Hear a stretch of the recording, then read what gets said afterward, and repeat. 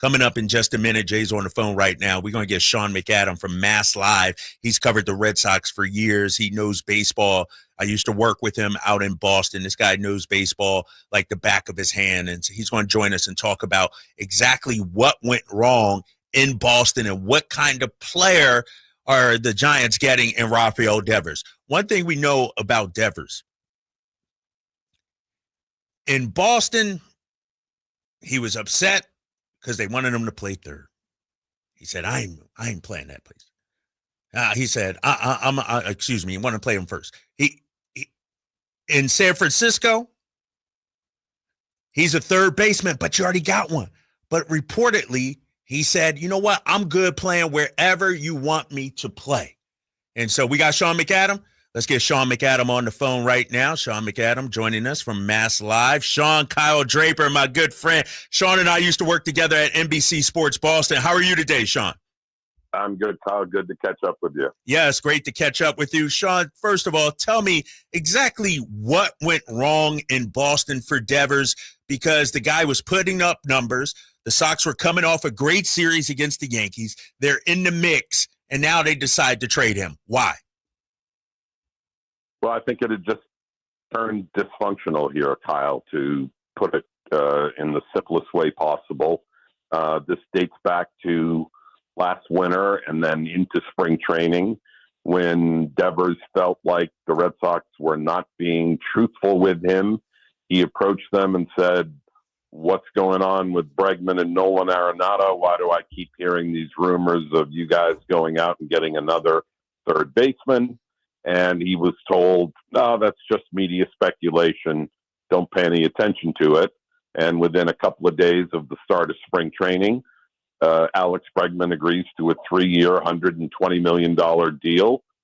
And it's obvious from that day forward that Rafael Devers' time at third base had come to an end. So he felt like they had not communicated or been forthright with him. He was upset about being taken off third base, the position he had played, and the position he says they promised him he would play for the duration of his deal when he signed his 10-year extension a couple of years ago. And it just snowballed from there, Kyle. Then they lose Tristan Casas. They went to him and asked him about trying to work out at first base. He blew that off immediately, mocked the Red Sox for kind of having the temerity to ask him to change to another position when they took him off the one he had originally played. And John Henry flew to Kansas City to try to see if he can get him to change his mind. That didn't work. And I think from there, that day, the die was cast, and they started entertaining the idea of moving him. I think they were also of the mind that it was not the best look for many of their top-rated rookies. They have 2 of the top 10 prospects in baseball on their major league roster in Roman Anthony and Marcelo Meyer. They thought the notion of these guys seeing a veteran, the highest paid guy on the team, the longest tenured player on the team, essentially refused to do what the team was needing him or asking him to do, was not a good look, was not good for the culture into which these guys are growing. And the decision got made to move on from him. Sean, one of the things that I think, and me and Kyle just had this conversation, is Rafael Devers, was he locked in Boston, knowing everything that you just laid out that he was kind of fibbed to early on in the season? Had he been locked in, or did you feel like maybe, he wasn't always locked in every single day? No, I mean, his production numbers, Jay, were excellent. He was among the league leaders in RBIs, doubles, walks, OPS. He had a horrendous start, as you guys probably know, 0 for 19 with 15 strikeouts, and people are like, uh-oh, what's going to happen here? And there was speculation immediately that he was not going to be one of those guys who could adapt to the DH role. Some guys can't. David Ortiz has admitted as much, that there are some guys for whom that doesn't work. Thinking about your at-bats, sitting around and ruminating over what you did in your last plate appearance. Some guys never make the mental adjustment, but Devers did. And after the first week of the season, he's been, as he's been for much of the last 5 or 6 years, one of the best run producers in the game. The problem was when the Red Sox asked him to do more than that. Sean McAdam of Mass Live joining us. Hey, Sean, what kind of player are the Giants getting in Devers, and how do you see him fitting in? We got Chapman already at third base. Reportedly he said he's willing to play wherever. Seems like a little bit of a 180 from his time in Boston. What kind of guy and player are they getting here in San Francisco?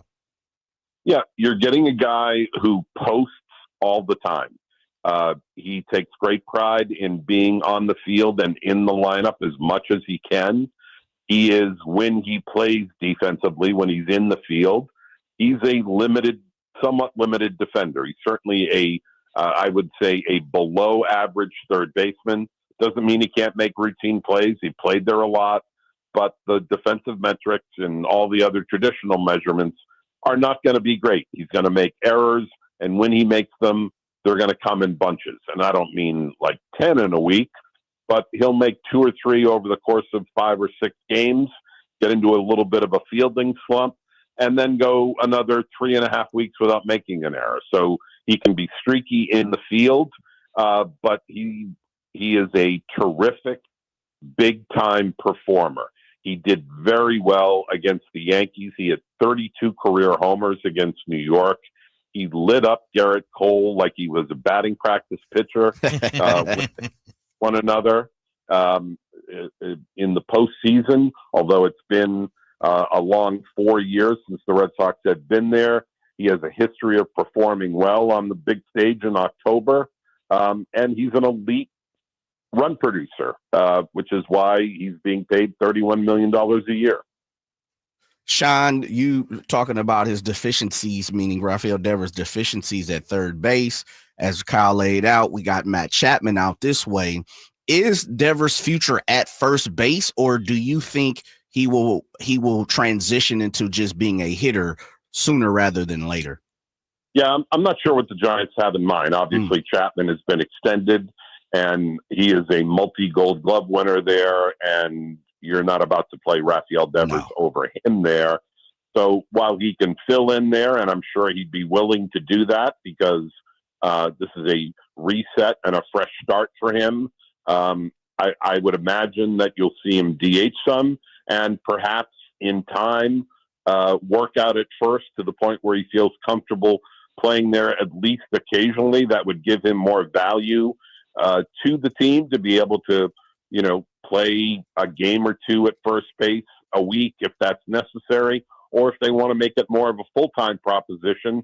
I think he'll be motivated to try what he wouldn't do here. He felt betrayed here and wasn't about to extend himself, but this is his new team now. They pursued him. They wanted him. They were willing to take every dollar on the contract to acquire him. So I think from an attitude standpoint, you're getting a different Rafael Devers than the one we've seen here the last 3 or 4 months.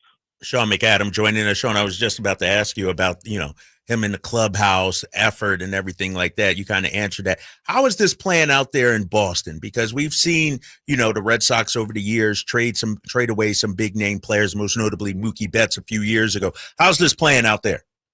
I'd say it's running about 95-5 against. Kyle, I'm sure there are corners of Red Sox Nation that are okay with this. I know that some people did not like his willingness or his unwillingness to help out at first or try to do what the team needed from him. I think that tends to be maybe older fans who are a little more old school, that you do what the team asks, you do what your teammates need you to do. But overwhelmingly a negative response to this trade. A, that they did it at all and moved on from him. And B, I think a lot of people think they didn't get anything close to return in terms of the value of the 4 guys coming over from the Giants. I know that Harrison is highly thought of and has been a well-regarded young lefty starter who hasn't really figured it out at the big leagues. He can still do that. He's still 24 and young. You've got Hicks, who throws triple digits and has had some success in the bullpen. The prospects, you got a former first-round pick in Tibbs, but people want, if they were going to do this, I think people wanted to take a look at the package they got in return and find at least one of the four who you say, okay, that's a foundational guy. He's going to be part of this team for a long time and an important piece. And while that may be Harrison in time, or it may be Tibbs in a few years, there's nobody that you can bank on right now. And that has people, as I said, feeling doubly burned. A, that they made the trade and got rid of him in the first place, and B, that they didn't get enough return on the dollar. Sean McAdam of MassLive.com. Read Sean's latest work, checking out his story from last night, how Rafael Devers went from face of Red Sox franchise to unsalvageable situation. Shocking trade. Sean, appreciate you, man. Thanks for jumping on, man. My pleasure, guys. Thanks for having me. All right. That's Sean McAdam of